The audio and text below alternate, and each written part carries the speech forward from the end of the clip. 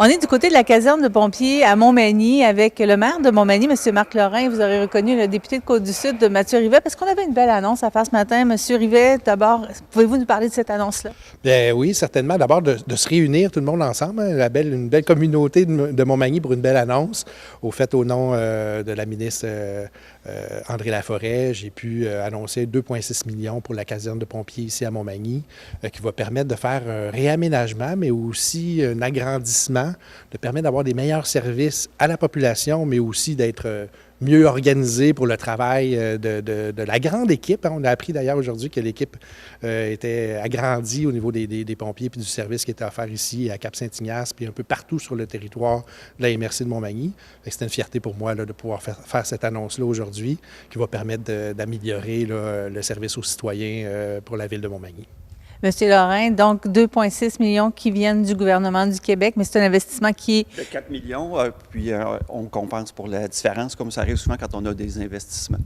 Donc, ça va améliorer la sécurité pour compléter notre bon député, notre équipe, notre brigade de pompiers et de pompières, parce que ce matin, on nous précisait qu'il y en avait quand même 5 dans l'équipe qui couvrait effectivement Montmagny, Cap-Saint-Ignace. Qu'est-ce que ça représente exactement, M. Lorrain?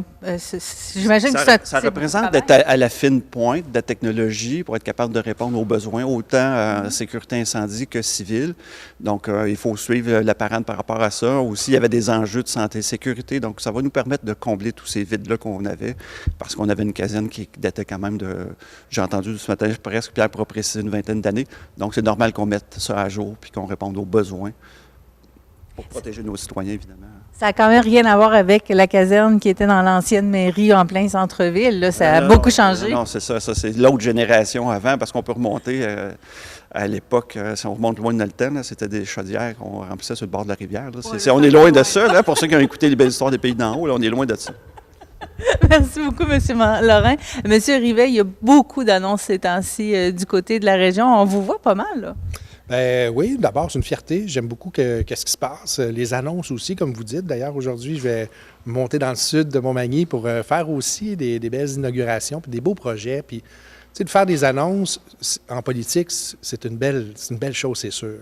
Mais pour y arriver, ça prend des gens qui s'en occupent. Puis aujourd'hui, je salue le travail de Pierre Boucher, son équipe. Pour une annonce comme ça, bien, il a fallu y réfléchir, il a fallu mettre les actions, il a fallu faire les demandes. La ville de Montmagny est proactive aussi à l'intérieur de ça. Bien, pour y arriver et pour faire ces annonces-là, on a besoin de tout le monde. Puis pour moi, c'est cette fierté-là que je représente pour Côte-du-Sud. Je suis très, très heureux dans les prochaines semaines, voire les prochains jours, de faire les annonces qu'il va y avoir dans Côte-du-Sud. Bien, vous êtes là, donc on ne peut pas ne pas poser la question. Vous savez qu'il y a un projet très, très gros à Montmagny qu'on attend toujours et dont on parle toujours. Est-ce que ça avance, cette fameuse salle? Bien, le complexe culturel, il faut se rapprocher de ça, mais je pense que M. Lorrain, il le sait aussi, on travaille tous ensemble dans ça. Il y a un travail vraiment collectif qui est fait. Puis, tu sais, des fois, de remettre, puis se permettre de prendre ce moment-là, puis de dire à la population, bien, le programme existe, hein, le PAFIR-SPA qu'on appelle, ça a été déposé dans les derniers jours. Donc, c'est un nouveau programme qui permet maintenant aux institutions scolaires, un centre de services scolaires, de déposer et d'avoir des montants significatifs. On parle de 20 millions possibles. Donc, il fallait mettre sur pied, il fallait avoir ces programmes-là qui ont été mis sur pied dans les derniers mois. Au niveau culturel aussi, les gens des arts de la scène qui travaillent activement à peaufiner leur dossier et à le déposer d'une façon parfaite, je vais dire ça comme ça, pour qu'ils puissent, c'est des programmes normés, hein, qui puissent correspondre aux attentes du ministère. Puis au niveau de l'éducation aussi, le PQI en éducation, qu'on sait qu'il y a énormément de besoins un peu partout à travers le Québec. Bien, je pense qu'on a fait un beau travail de représentation, main dans la main, avec la MRC, avec la Ville, avec les partenaires, avec des partenaires privés. On sait qu'ils sont présents, qu'ils sont patients, puis je les remercie de l'être. On travaille fort d'une façon quotidienne pour faire en sorte que ce projet-là voit le jour. Puis je vais continuer à le faire dans les prochaines semaines. Merci beaucoup, messieurs. On va parler avec M. Boucher dans un moment pour savoir exactement qu'est-ce qui va se passer du côté de la caserne. On reçoit maintenant M. Pierre Boucher du service des incendies. Vous êtes le directeur ici. Ça fait combien de temps que vous êtes ici? Depuis 2008. Donc, il y en a eu des changements depuis votre arrivée? Oui, il y en a vraiment eu beaucoup. Ça a évolué avec le temps. Et là, ça va évoluer encore. Qu'est-ce que vous aviez besoin ici? On avait besoin d'espace parce que c'est quand même relativement restreint. Les normes ont évolué avec le temps, surtout en santé et sécurité. Vous savez, avec l'apparition, là, je ne veux pas dire apparition, peut-être pas le bon terme, mais la reconnaissance plutôt de maladies professionnelles chez les pompiers pour plusieurs cancers, bien, nécessairement, ça a amené des obligations en protection. Donc, ça nous prend des espaces de décontamination, de nettoyage. Il faut protéger l'air administratif qui est pratiquement dans le garage pour la qualité de l'air. Donc, et aussi, bien, on a plusieurs responsabilités qui se sont ajoutées avec les années en assistance aux municipalités du territoire. Donc, entre autres, pour la formation des pompiers, pour la prévention incendie. Donc, c'est notre service qui gère l'ensemble de tout ça pour tout le territoire de la MRC maintenant. Ça prend du personnel pour faire ça, ça nous prend de l'espace. On manque de bureaux, on manque de salles. Donc, tout ça va être ajouté là, pour combler le besoin actuel et celui futur autant que possible. Donc, on parle de 4 millions de dollars pour l'investissement au total. Est-ce qu'il en manque quand même? Est-ce qu'il y a d'autres choses qui auraient pu être ajoutées? Non, c'est un projet qui a été réfléchi là, sur plusieurs années, puis qui va combler le besoin. C'est suffisant. Bien, vous le disiez tout à l'heure lors de la conférence de presse, l'équipe ici a vraiment augmenté de façon exponentielle dans les dernières années. Là, vous êtes rendu avec combien de pompiers et pompières? 56 pompiers et pompières. Donc, ça avait été dit là, dans la conférence, mais il y a 5 pompières.